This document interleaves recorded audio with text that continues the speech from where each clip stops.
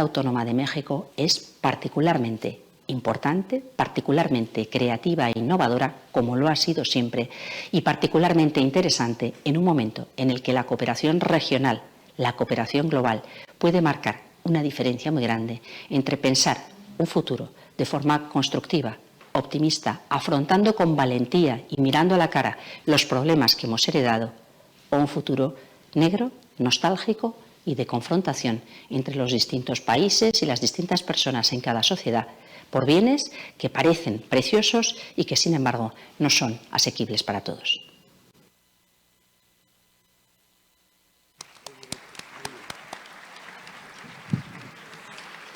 Muchas gracias a la ministra Teresa Rivera, y me dicen que ya está conectada en línea la embajadora de México en Chile, la doctora Alicia Bárcena, así que sin más preámbulos, muchas gracias, embajadora, por estarnos acompañando aquí, muy bienvenida, y usted está en uso de la voz. Bueno, muchísimas gracias y bueno, lamento mucho el retraso en mi conexión, tuve algún tipo de problema técnico, pero ahora estamos acá y si me permiten voy a compartir pantalla. Primero que nada, agradeciendo muchísimo la invitación que me han hecho para participar en este importantísimo coloquio sobre cambio climático y sobre todo sobre esta reflexión de quién se hace cargo del futuro, que me parece muy importante toda esta semana, este coloquio internacional de primavera que desarrolla la UNAM. Así es de que muchísimas gracias por la invitación. Qué bueno estar conectada con ustedes en la Facultad de Acatlán, lo cual me da muchísimo gusto. Habla de la descentralización. Yo soy profundamente miembro de la UNAM, así es que nada, me voy a la presentación de inmediato. Bueno, primero que nada, creo que es muy importante mencionar que el cambio climático, espero que me escuchen, ¿sí me escuchan bien? Sí. ¿Sí? Perfecto. Y se puede ver también la pantalla, espero. Sí, totalmente. Buenísimo. Bueno, el cambio climático creo que es muy claro que es un resultado de un estilo de desarrollo.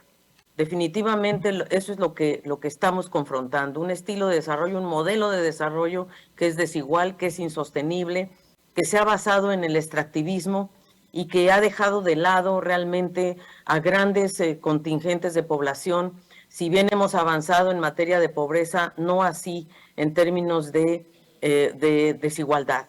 Así es de que yo creo que este es un tema que no podemos dejar de lado, que estamos ante realmente un modelo que requiere cambios. Y segundo, que hay una gran asimetría, voy a hablar un poco de ello, pero en realidad el eje de la negociación internacional y de las políticas nacionales es la lucha por repartir, transferir, minimizar, eludir y dimensionar la carga de la externalidad negativa que causa el cambio climático. Y la verdad es que nuestra región es altamente vulnerable al cambio climático, y esto a pesar de su muy baja contribución a las emisiones globales, que no van más allá de 8%. Por lo tanto, para nuestra región, la adaptación es inevitable y sobre todo es urgente. Nosotros no podemos solo hablar de mitigación. Qué duda cabe, sobre todo en el sector agropecuario, en el cambio del uso del suelo, también en energía, pero no tanto como los países desarrollados y de Asia-Pacífico. Pero para nosotros como región, lo más importante es la adaptación. Y creo que lo que es importante es identificar políticas y sectores estratégicos que nos ayuden a reducir emisiones, pero que también sean capaces de crear empleo y se potencien inversiones. Y por tanto, las políticas que debemos proponer para enfrentar este modelo de desarrollo, este estilo, tienen que ir muy de la mano con la igualdad. La igualdad importa, la desigualdad conspira contra cualquier cosa que queramos hacer y es ineficiente desde la perspectiva económica. El cambio climático, ya lo dijo Stern, es la mayor falla del mercado de todos los tiempos. Y es inequívoca la contribución humana al cambio climático. Y ya sabemos, como lo presentó ahora Teresa Rivera, en el informe IPCC, el sexto informe, ya nos muestra que la temperatura ya aumentó 1.15 grados centígrados. Es decir, antes vamos mucho más rápido de lo que se pensaba, ya el nivel del mar está aumentando, los glaciares se están derritiendo, se reduce la criósfera, hay mayores eventos hidrometeorológicos en el mundo y las acciones son muy insuficientes para alcanzar la meta de 1,5 o de 2 grados inclusive. Y la verdad es que tenemos pocos logros en materia de fiscalidad y financiamiento. Los fondos que están disponibles son muy reducidos y el costo generalmente cae sobre los afectados, no sobre los que están afectando. Y en ese sentido ya no estamos operando bajo el principio de responsabilidades comunes pero diferenciadas, como fue en el inicio la Convención de Cambio Climático. Y esto es delicado, porque si bien la crisis del COVID-19 prefigura, la verdad, los efectos de la emergencia climática, podemos afirmar que ambos, la epidemia o la pandemia realmente y la emergencia climática, son males públicos globales que derivan del abuso de la naturaleza y que nos muestran una inacción con costos irreversibles y que evidencian, la verdad, el valor estratégico de los bienes públicos. Y ahí es donde está el cambio de modelo. No podemos seguir con acciones individuales o microscópicas, necesitamos acciones masivas, colectivas, simultáneas y la cooperación internacional. Y el papel del Estado es fundamental. Las decisiones deben basarse en la ciencia. ¿Qué les digo a ustedes que son científicos y que son estudiantes de la UNAM? Que la ciencia es importantísima y que se ha demostrado con la pandemia que es el respaldo fundamental que tenemos.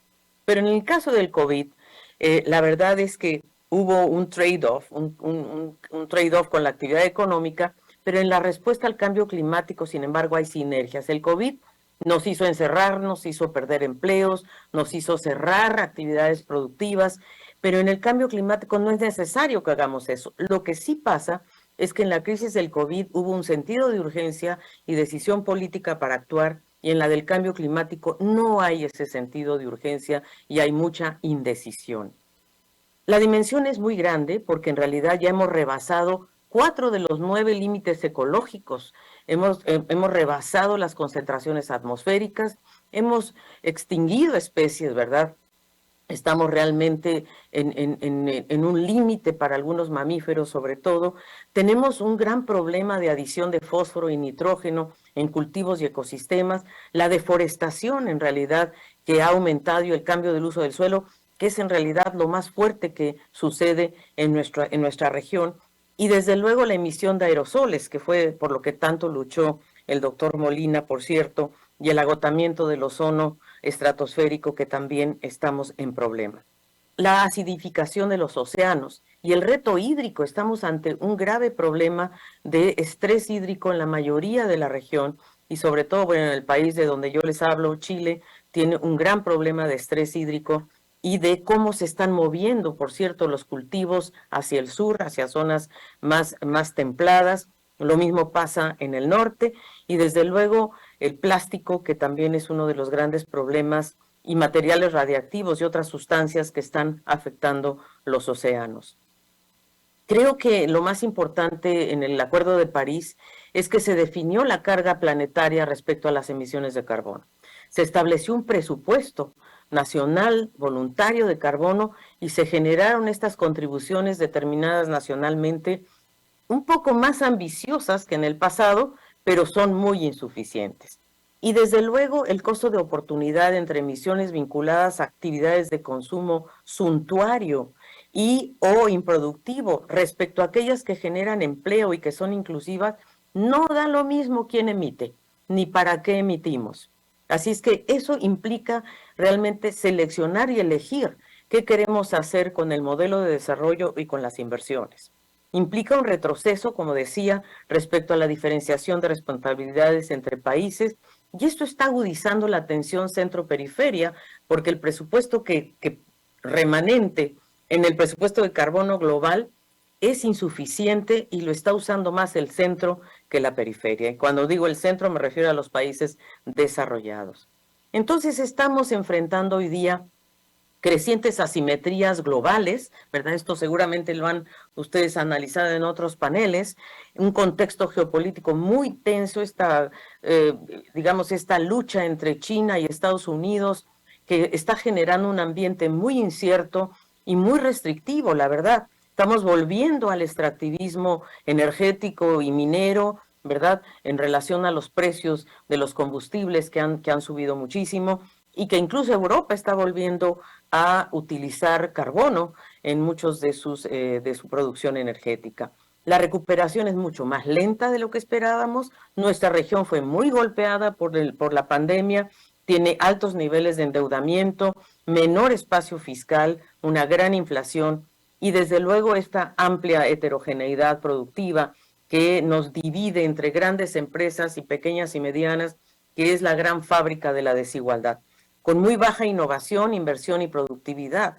Y desde luego tenemos una enorme desigualdad. Somos la región más desigual del mundo y tenemos la combinación con una crisis alimentaria muy fuerte, justamente por esta escasez alimentaria que hay a nivel global.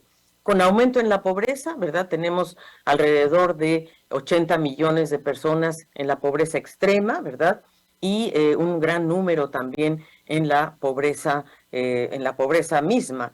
Así es de que alrededor de 180 millones. Entonces, tenemos hambre, desempleo. Después de la pandemia acabamos con más dudas, con más deudas, con más desencanto, más desempleo, más informalidad.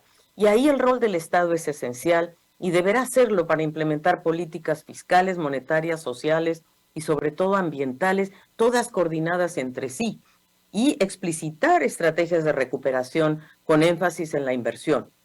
Tenemos un multilateralismo debilitado y también un regionalismo distinto al anterior por la ruptura de cadenas de valor y por lo tanto una reorganización del comercio incluso, pero nuestra región sigue muy desintegrada. Nuestras brechas son cada día mayores, hay brechas económicas, ¿verdad? El 1% de la población detiene el 50% de la pobreza, de la riqueza, perdón. Las brechas en salud son enormes y nuestra región, que aporta el 8% de las emisiones de efecto invernadero versus el resto del mundo. Y entonces, cuanto más crece el centro, pues menos espacio disponible hay para que crezca la periferia, es decir, nuestros países. Por lo tanto, el tipo de crecimiento tiene que cambiar y la tasa de progreso técnico en el centro a favor de procesos y productos menos contaminantes tiene que ser transferido a nuestros países y tiene que ser transferido sin costo. Nos tienen que habilitar patentes para que realmente la innovación ambiental en la periferia sea posible y a menor costo. Y eso creo que es un tema de negociación internacional que no está incluido. Y nuestra región, por cierto, bueno, ya lo dijimos, ya lo han visto, quizás es una de las regiones más ricas en número de ecorregiones marinas y terrestres. Tenemos el sistema de arrecifes más importante y el segundo más grande del mundo, un cuarto de los manglares mundiales, una región con regiones terrestres de gran importancia, 23% de los bosques del mundo, 20% del territorio está ocupado por pueblos indígenas, que son, por cierto, los que más han conservado los bosques, para decirlo claramente. Por lo tanto, tenemos efectos fuertísimos en el sector ambiental. Después de la pandemia, fue uno de los sectores más castigados en materia de gasto público y, desde luego, en presupuestos ambientales también. Pero también aumentó la ilegalidad, los cultivos ilícitos, la minería ilegal. Entonces, estamos frente a un desafío de reconstrucción verde que debemos realmente darle toda la importancia. Y sin duda la gente, ¿verdad? Ustedes hablaban aquí de qué piensa la ciudadanía, pues alrededor del 70% de los ciudadanos de América Latina y el Caribe consideran que la crisis climática es un riesgo muy serio y el 56% apoyan una agenda distinta, una agenda verde, que es como se le dice en inglés. Y aquí vemos qué países son los que tienen esta preocupación más fuerte. Y vemos, bueno, en el caso de México, ¿verdad? Pues más del 70%, en el caso de Chile, el 85%. Y vemos cómo en cada país esta preocupación se vuelve más importante.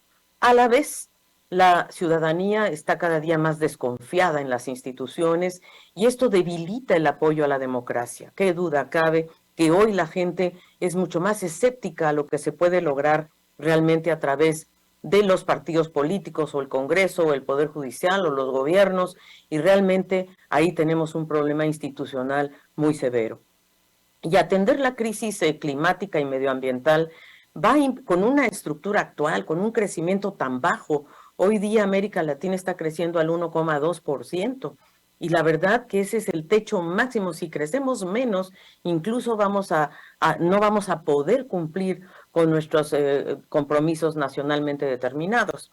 Y como les decía, bueno, 8,3% son nuestras emisiones y sin embargo somos los que estamos pagando los costos de la vulnerabilidad. Y claro, nuestra estructura productiva, fundamentalmente en Sudamérica, está muy intensiva, es muy intensiva en recursos naturales y materiales, con muy baja eficiencia energética, hay que decir las cosas como son, y una estructura que contribuye fuertemente a la degradación ambiental. Somos una región muy expuesta a los efectos adversos del cambio climático. Y desde luego tenemos un problema de bajo dinamismo, como ya decía, estamos en 1,2%, la verdad la CEPAL incluso habla de una década perdida, y una de las causas es sin duda la baja inversión, la concentración de exportaciones en sectores primarios de valor agregado muy bajo, un escaso espacio fiscal y desde luego el conflicto que estamos enfrentando entre Rusia y Ucrania. El desafío creo que tenemos frente a nosotros es de doble índole. Uno es la inversión y otro es la productividad. Son dos desafíos estructurales que están condicionando nuestra recuperación. El desafío de la inversión es enorme. Nuestra región invierte 16,1% del PIB, inversión pública y privada, respecto a lo que invierte las economías más desarrolladas o las economías en desarrollo. Fíjense que las economías que le llamamos emergentes invierten más del 30%, están en 33% del PIB. Nosotros, pues casi estamos en menos de la mitad, perdón, un poco más de la mitad de lo que invierte en economías emergentes. Y desde luego la brecha de productividad. Productividad laboral, sí, pero productividad también asociada a la innovación tecnológica. Entonces estamos, en realidad, después de la pandemia, nos fuimos para abajo en materia de productividad. ¿Qué se requiere hacer? ¿Cuánta inversión anual? Y esto lo calculó la CEPAL, y la CEPAL calcula que la inversión que requerimos es de entre 3,4 y 4,5% del PIB anual para poder llegar a la meta de 2% en 2030. El requerimiento de mitigación está entre 2,2 y 3% del PIB. En el sector transporte es el sector donde mayor contribución se podría hacer. Y en adaptación, fíjense ustedes que es menor la inversión que deberíamos hacer, que está entre 1,1% y 1,5%. Y ahí en adaptación el rubro más importante es agua. Agua va a ser el gran problema del futuro. Aquí lo que requerimos es más energía renovable, masificada y sostenible. Y diversificada. Fíjense que América Latina y el Caribe no lo están haciendo mal en materia de energía renovable. La verdad, en América Latina el 33% de la oferta energética es de energía renovable. Fundamentalmente tengo que decir que Chile contribuye en forma importante, pero a nivel global apenas estamos en un 13%. Nuestra región está mejor. No quiere decir que no podamos hacer mucho más. Creo que podemos hacer mucho más. Nuestra región además produce el 61% de litio, litio importantísimo para las baterías eléctricas, para la electromovilidad. Nuestra región produce 39% del cobre y del níquel 32% y de la plata. Entonces, es muy importante decir que nuestra región tiene oportunidades para poder avanzar en materia de energía renovable y sobre todo de electromovilidad. El problema es que nuestra región tiene que hacerlo mejor. Tenemos 17 millones de personas que aún no tienen electricidad y eso me parece que es algo muy desafiante que debemos optar y hacer. Y los desafíos de la adaptación al cambio climático es que necesitamos, desde luego, convertir la agricultura en un sector más sensible, con rendimientos y ciclos de cultivo que deben cambiar, una vulnerabilidad en la generación eléctrica. Debemos universalizar la electricidad con energía renovable. Las ciudades, sobre todo las grandes ciudades, son actores claves en materia de transporte, pero también de edificación. La edificación tiene que cambiar. El retro hídrico, ya lo hablamos, y la infraestructura. Entonces, ¿qué debemos hacer? Sin duda, orientar el gasto público a los objetivos de desarrollo, mitigar efectos sociales y económicos del COVID, eso ya lo están haciendo los gobiernos, invertir. La inversión es la clave, es el puente entre el corto y el mediano plazo, pero sobre todo tenemos que hacerlo en sectores estratégicos. Yo voy a mencionar algunos que creo que son fundamentales. Y desde luego tenemos que lograr la regulación del Estado para incentivar o propiciar que la inversión privada se oriente hacia la descarbonización, con innovación y desarrollo de capacidades. Y qué duda cabe con sistemas de protección social, es decir, con empleo con sectores que generen empleo. Y aquí hay algunos ejemplos que yo quiero compartir con ustedes, que son aquellos sectores que creo que promueven el cambio técnico, generan empleos, reducen la restricción externa y la huella ambiental. La transición energética hacia renovables, la inversión en servicios básicos, por ejemplo, la electrificación universal con base en la energía renovable, pero también el acceso al agua potable, no tienen mayores costos del 1% del PIB hacerlo, la verdad. Electromovilidad sostenible en ciudades, creo que esto es fundamental y se puede hacer el recambio de los actuales autobuses de diésel a eléctricos y cuesta mucho menos la conversión que la compra de autobuses nuevos. La inclusión digital, hay que invertir en infraestructura física, equipamiento y capacitación. La industria de la salud, creo que también tenemos que optar por la autosuficiencia sanitaria, que no nos vuelva a pasar lo de la pandemia, y la transición agroecológica, para restaurar ecosistemas terrestres, marinos y lograr autosuficiencia alimentaria, como lo está intentando el presidente López Obrador con este encuentro de alto nivel para propiciar autosuficiencia alimentaria, vendernos más entre nosotros, sobre todo entre los superavitarios en alimentos y los que importamos alimentos. Entonces creo que estamos ante un momento en el que hay que repensar el sistema multilateral, porque hay un debilitamiento, porque hay un deterioro en la agenda de cooperación, porque hay desafíos interconectados y porque hay prioridades. Y las prioridades son justamente donde creo que tenemos que poner el ojo, que son en instrumentos para lograr una fiscalidad realmente verde. Un impuesto al carbón, vamos hacia allá, ¿eh? Así es que hay que prepararse.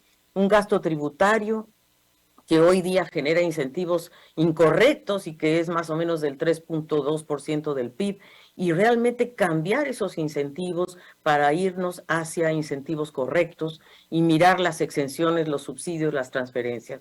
La inversión pública, qué duda cabe, estamos, como decíamos, en 16%, necesitamos hacerlo mejor. Y un presupuesto que realmente nos lleve hacia esta emergencia climática y que esté etiquetado el presupuesto y que haya un mecanismo de transferencia de riesgos como los seguros catastróficos, los seguros sectoriales y mecanismos financieros como los bonos verdes. Debo de decir que México acaba de colocar el 5º bono de sostenibilidad y eso sería muy interesante que el propio subsecretario Llorio les pudiera contar lo que México colocó en bonos verdes a nivel internacional para efectos, para poder financiar justamente esta transición. Y por último, bueno, creo que lo que hemos aprendido es que se requieren